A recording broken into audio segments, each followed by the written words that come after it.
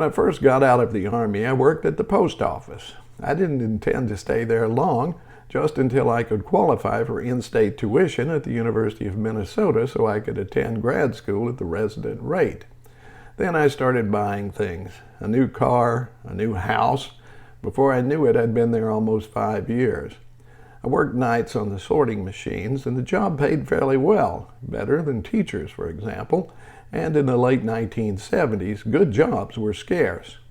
I was there when the term going postal came into popular parlance due to many incidents of postal workers getting violent on the job because of the working conditions.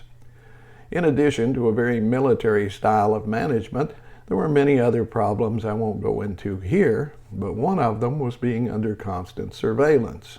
There were enclosed walkways above the work floor with spy ports cut into them. Supposedly, postal inspectors hung out up there watching us in case we decided to steal the mail.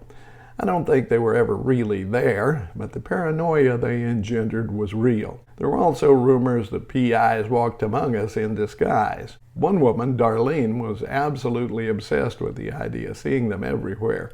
"You're one," she once told me with smug certainty.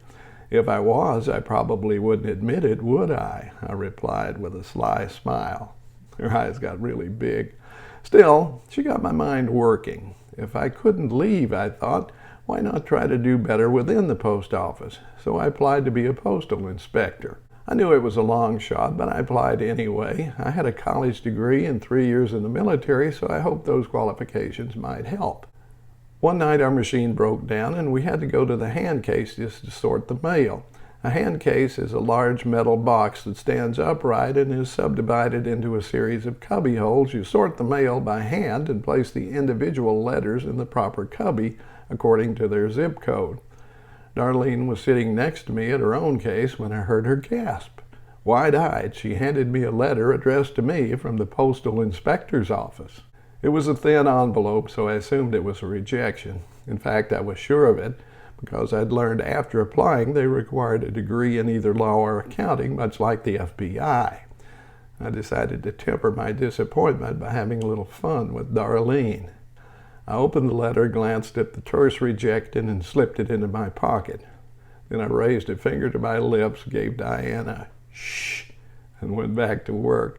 Shortly after that, my father died at the age of 61, following a long, exhausting career as a truck driver. He was looking forward to retirement, but he didn't make it. After his funeral, I resigned from the Postal Service and registered for the winter quarter at the U of M. I still think about Darlene from time to time.